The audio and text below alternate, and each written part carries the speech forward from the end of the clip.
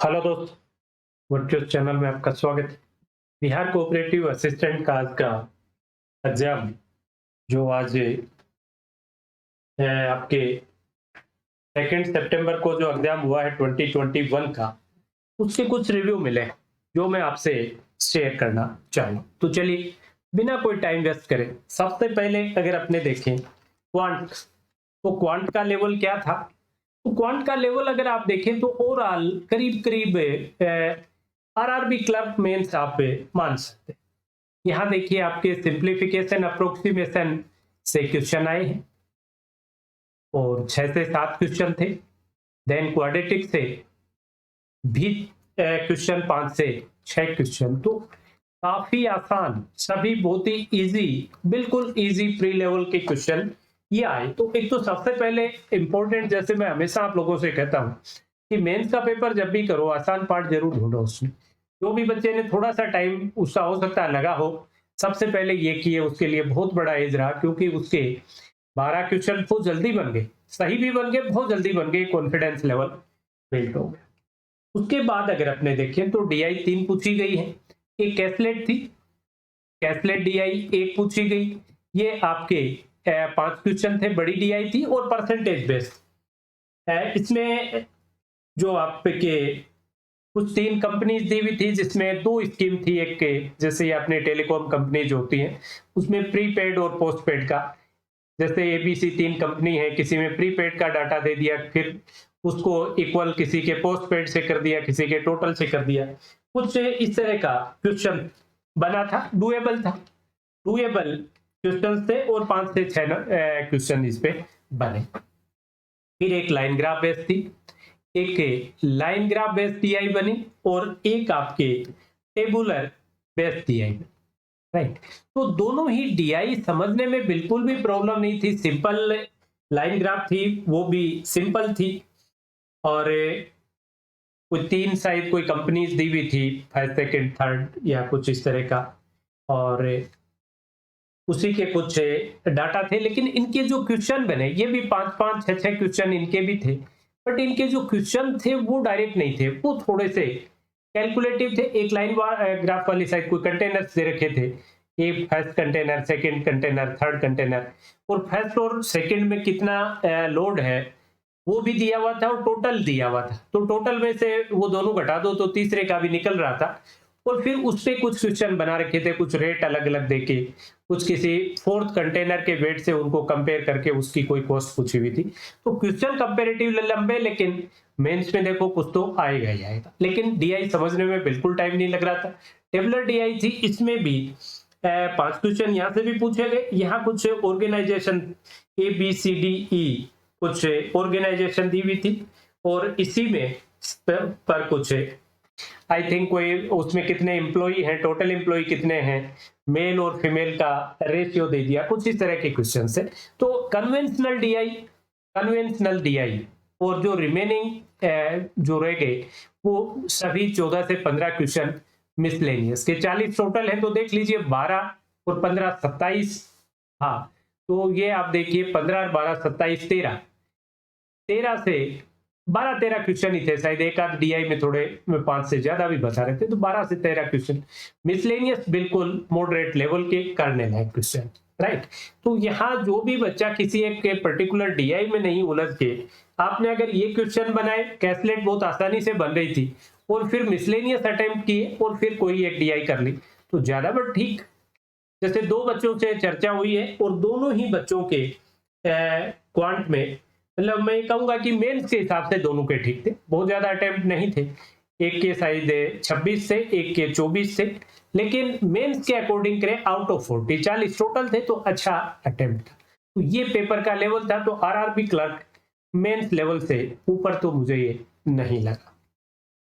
फिर चलिए दूसरा आपका पार्ट है रीजनिंग का। रीजनिंग में क्या पूछा, रीजनिंग में क्या पूछा गया, तो रीजनिंग में भी आपके 4 से 5 पजल थी 4 से 5, 4 to 5 पजल थी।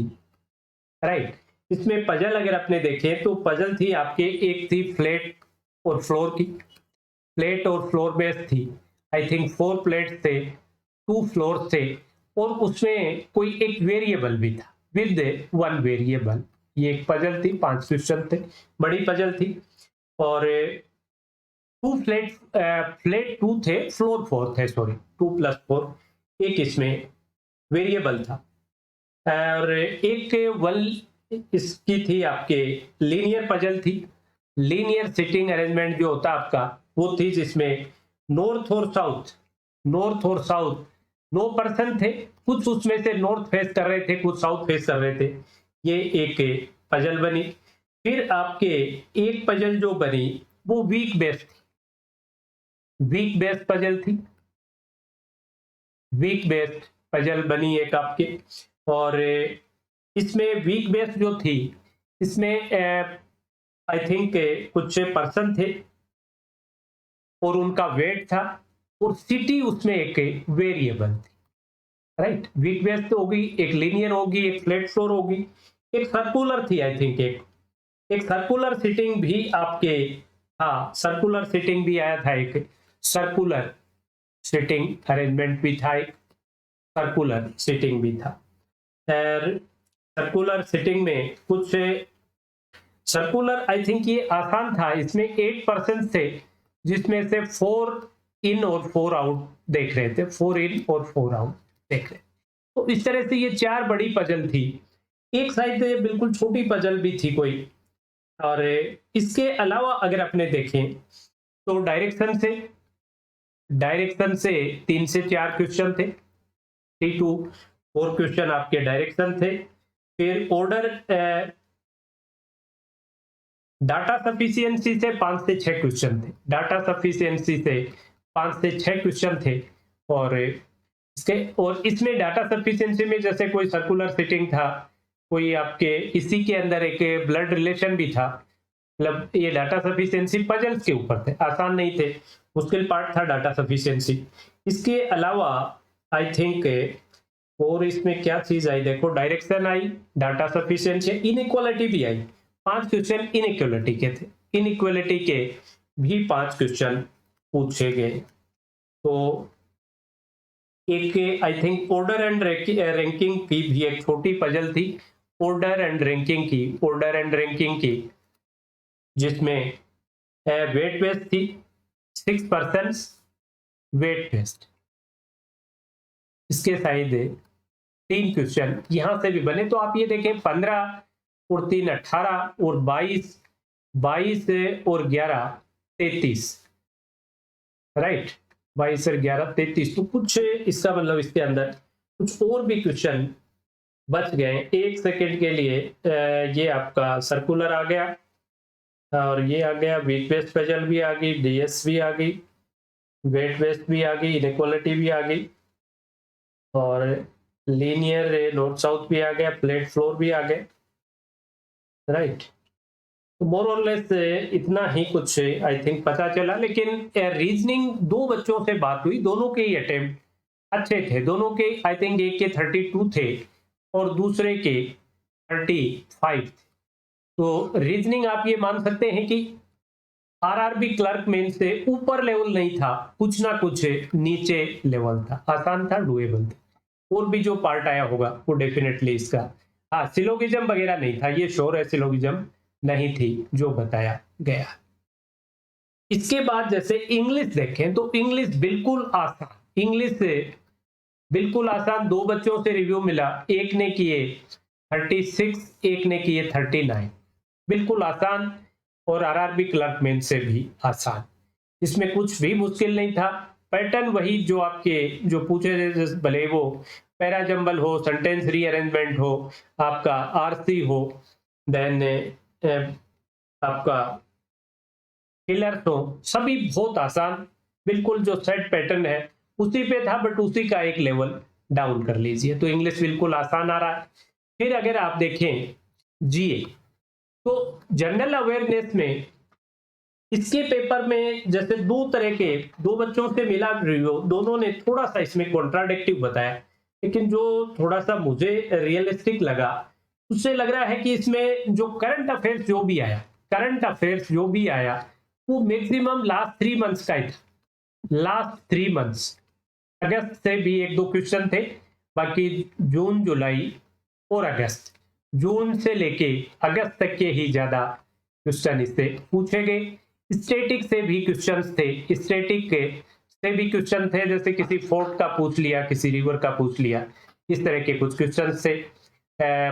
कुछ ऐसे भी थे जैसे आपका फर्स्ट एमपी ऐसा जो यूपी से जो प्राइम मिनिस्टर बनाया, कुछ इस तरह के क्वेश्चन थे। ओलंपिक से 3 से 4 क्वेश्चन बचाए जा रहे हैं। ओलंपिक गेम्स जो अभी हुए हैं उससे भी 3 से 4 क्वेश्चन से पूछे गए थे। और इसमें बैंकिंग अवेयरनेस, इससे अवेयरनेस से करें काफी कम क्वेश्चन पूछे गए जीए में। और ओलंपिक से थे, बाकी ज्योग्राफी से भी थे, पॉलिटी से भी क्वेश्चन थे, राइट। इस तरह के कुछ क्वेश्चन इसमें आए।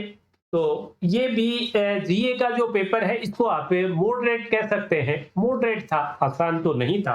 यहाँ अटेम्प्ट दोनों के ही ज्यादा नहीं थे। एक बच्चे ने 24 किए थे, आई थिंक एक ने किए थे 26 आउट ऑफ 40, राइट। तो जीए का पेपर आसान नहीं है, जीए का पेपर कंपैरेटिवली डिफिकल्ट। लास्ट अगर आपने देखी कंप्यूटर की, तो कंप्यूटर आसान है, कंप्यूटर में टफ कुछ भी नहीं है। और इसमें भी अगर मैं देखूं तो जैसे एक बच्चे ने शायद 33 किए आउट ऑफ 40, एक ने 35 किए, तो वो भी ऐसा मुश्किल नहीं था फिर। और इसमें MS office 50% question MS office से थे, एमएस ऑफिस से 50% क्वेश्चन थे। फिर आपके जैसे नेटवर्क से रिलेटेड 3 से 4 क्वेश्चन थे, 3 से 4 क्वेश्चन नेटवर्क से थे। फिर फंडामेंटल से भी 5 से 6 क्वेश्चन थे, फंडामेंटल से आपके 5 से 6 क्वेश्चन से। जैसे एंटीवायरस से रिलेटेड कोई पूछ लिया, कीबोर्ड से रिलेटेड कोई क्वेश्चन पूछ लिया, और वाईफाई से रिलेटेड क्वेश्चन पूछ लिए, कुछ इस तरह के क्वेश्चन से। तो इसमें मुश्किल नहीं था, बेसिक से ही था क्वेश्चन ज्यादा। और आपके जो एमएस एक्सेल से, पावर पॉइंट से, इन सभी से था। तो 2000 जो आपका 2003 और 2013 दोनों वालों से, राइट। तो कंप्यूटर आई थिंक कंपेरेटिवली आसान था। तो इस तरह का पेपर पूछा गया है। तो पेपर का लेवल अगर अपने पूरा अगर देखें तो क्लर्क मेन से टफ नहीं है। अटेम्प्ट का भी अगर मैं बताऊं, जैसे 2 बच्चों से चर्चा हुई है, तो एक ने 156 आउट ऑफ 200 अटेम्प्ट किए हैं, और दूसरा जो बच्चा है उसने भी शायद 152 के आसपास, एक ने शायद 159 और एक ने 156 से। तो अटेम्प्ट से भी लग रहा है कि मुश्किल पेपर नहीं था। दूसरा, लास्ट ईयर से इस साल एक के टाइम का चेंज जरूर किया इसमें भी, जैसे अपने क्लर्क में इसमें आईबीपीएस पीओ, एसबीआई पीओ और इन सब में जो सेक्शनल टाइम होता है, आपकी बार यहाँ सेक्शनल दिया। लास्ट ईयर जो पेपर जो हुआ था 2 साल पहले, उसमें कंपोजिट टाइम था। अब की बार कंपोजिट नहीं था, टोटल 2.5 घंटे का टाइम था, बट वो अलग अलग सब्जेक्ट वाइज बांट रखा। तो ये था पूरा सीन, और ये था पेपर का लेवल। अब जो भी बच्चे मेंस की प्रिपरेशन कर रहे हो, तो उनके लिए है कि ये जो अपनी चैनल है इसको सब्सक्राइब कर लीजिए, बेल आइकन क्लिक कर लीजिए। क्वांट के मेंस की क्लास सुबह चलती है, एक क्लास सुबह 10 बजे, जिसमें मिसलेनियस अर्थमेटिक टॉपिक, या मैं कहूं उसमें मिसलेनियस अर्थमेटिक भी होते हैं, क्वांटिटी कंपैरिजन भी होते हैं, डाटा सफिशिएंसी भी होते हैं। अदर देन डीआई सुबह 10 बजे, और डीआई मतलब उसमें कैसलेट भी और दूसरे डीआई भी, वो आपके शाम को 6:15 PM पर होती। रीजनिंग की जो मेंस है वो आपकी 11:30 पे होती है। रीजनिंग की प्री है वो रात को 8 बजे होती है। तो वो सेशन जरूर लेके देखिए, फिर आपको अच्छा नहीं लगे प्लीज कंटिन्यू कर लीजिए। चलिए, आज के सेशन में इतना ही। That's all for today session. Have a nice day.